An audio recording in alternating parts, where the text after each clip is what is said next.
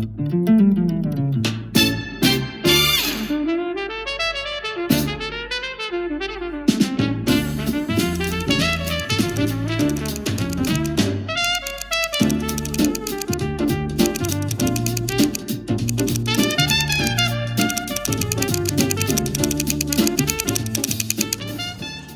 2019'da Zembul'da işe başladım. Ne zaman başladın? Seni bu hikayeye katılmaya ne ikna etti? Zembul'a değil mi? Ne Zembul? Hı hı. Buraya gelmemin amacı buradaki arkadaşlardan kuran bir arkadaşlar bana Zembul'un hikayesini anlattılar ve kooperatifleşmeden bahsettiler. Kooperatif beni çekti buraya. O ilgimi çekti. O yüzden Zembul'da işe başladım. Nasıl değişti? Zembul'da çalışmam tabii ki iyi yönde beni geliştirdi. Hem insanlarla diyalogum arttı, hem kendime olan güvenim arttı. Tabii burada ürettikçe ürettiğim ürünlerin beğendiği için benim de kendime olan güvenim arttı. Yani öğrendiğim şeyleri daha iyi yapmaya başladım. Ben zaten yani mutfakta yemek yapmayı çok seviyorum. Tatlı yapmaya da ilgim var. Zembul'da imalathanede çalışıyorum. Zembul'da çıkan müşteriye sunduğumuz ürünlerden işte içli köfte, mantı, tatlı bunları yapıyorum. Yani ilgi duyuyorum zaten, sevdiğim alan. Tamam. Sabah 7.30'da işe başlıyoruz. İmalatçı olduğum için sabah geliyorum. Yani güne mesela temizlikle başlıyoruz. Etrafı toparlayarak başlıyoruz. Ondan sonra herkes kendi alanına gidiyor. İşe başlıyor. Ben de kendi alanıma iniyorum. Neyim eksikse mesela o günlük tatlılarım eksikse tatlılarımla başlıyorum. İçli köfte, mantı. Yani günlük rutin işlerimiz bunlardır imalathanede. Kaçta çıkıyorsun? 4'te çıkıyorum. Biz zaten günlük 8 saat çalışıyoruz. Haftanın her günü mü? Haftada bir gün de izin kullanıyoruz. Böyle çalışıyoruz. What inspired you to join Zembul? İten güzel bir şey, baktım kadın çalışıyor, bütün kadınlar var. De hoşuma gitti. Niye ben de olmayayım düşündüm. Yani olmayayım. Ben de gidip yapabilirim, gayet de yapabileceğim bir şeyler yani. Biliyorum da yapıyorum da yani. O yüzden geldim ve geldiğim için de çok mutluydum ben o zaman. Çok da mutlu oluyordum. Diyordum işte hani geldim, çalışıyorum, paramı kazanıyorum.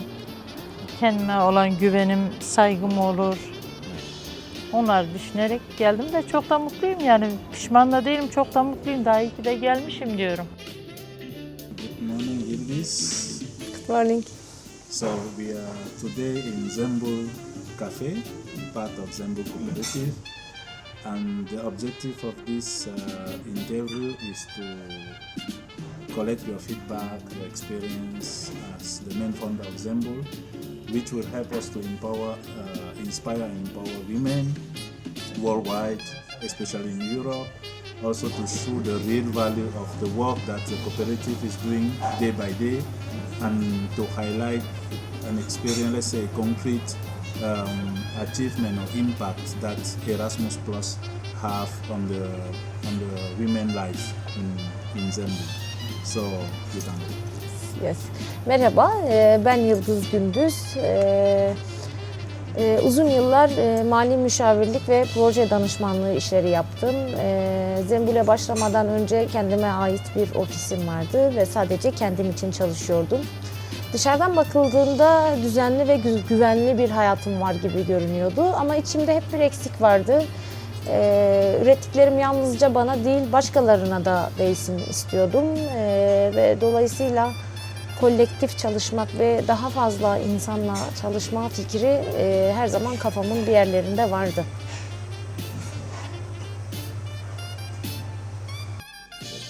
Lütfen kendini ve Zembul'de yaptığın işi anlatabilir misin bize? Tabii. Ben Nuray Yıldız. Önce Zembul'deki yaptığım işimi anlatayım. Evet, nasıl istersen. Anladım. Ben Zembul'de alanda çalışıyorum. Kasada çalışıyorum. Mutfakta çalışıyorum. Yani Zembul'de çalışmak şey gibi. Mesela her yere hakimsin ve her yerde çalışabiliyorsun. Asıl işi? Asıl işim alanda çalışmak. Garsonluk. Serviste bakıyorsun. Servise bakıyorum. yemeklerimizi tanıtıyorum. Böyle. Peki Zembul Kooperatifinde ne kadar süredir yer alıyorsun? Yaklaşık 2021'den beri. Zembul'e katılmaya sizi ne motive etmişti? Neydi motivasyonu? Buradaki kadınların dayanışarak çalışması aslında hep düşündüğüm şey ve burada çalışmasaydım mesela başka hiçbir yerde çalışamazdım. Ben İzmir'den geldim. İzmir'den gelir gelmez de Zembul'ü duymuştum. Burada çalışmak istediğimi herkese söyledim. Ben orada çalışmak istiyorum ve direkt buraya gelip burada iş başvurusunda bulundum. Peki Zembul'e katılmadan önce hayatınız nasıldı? Nasıldı?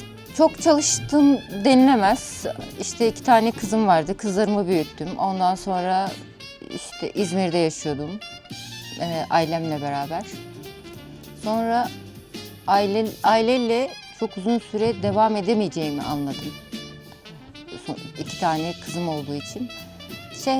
İşte ondan sonra şehir değiştirmeye karar verdim. Zaten dersimi çok seviyordum ve dersime gelip yerleştim. Burada çalışmak günlük yaşamınızı ve ailenizin yaşamını nasıl değiştirdi? Çocuklarım büyüdü. Çocuklarım büyüdüğü için de çok fazla böyle ev ve iş arası koşturan bir insan değilim açıkçası. Daha çok biraz iş ön plana çıktı. Evde de zaman geçirdiğim zaman sadece dinlenebiliyorum ya da işte evimde zaman geçiriyorum, o kadar. Başka bir şey yok. Böyle ağır bir sorumluluğu yok. O zaman burada çalışmak seni ev yaşamından uzaklaştırdı. Aynen Aslında aynen. kendine Kesinlikle ev yaşamından uzaklaştım tamamen. Çünkü zaten çocukların da büyüktü. Evet. İşe motivasyonu yüksek o zaman. Peki üye olduktan sonra hangi becerileri ve değerleri kazandınız? Mesela mutfak becerilerim daha çok arttı. İnsanlarla iletişimim daha çok arttı. Diyaloglarım, işte insanları tanıma yeteneğim çok arttı. Gözlemlerken artık insanların karakterinin nasıl olduğunu anlayabiliyorsun. O kadar ki hani sosyal oluyorsun. Böyle. Peki Zembul Kooperatifinde yaptığın işleri anlatabilir misin? Hepsini anlatayım.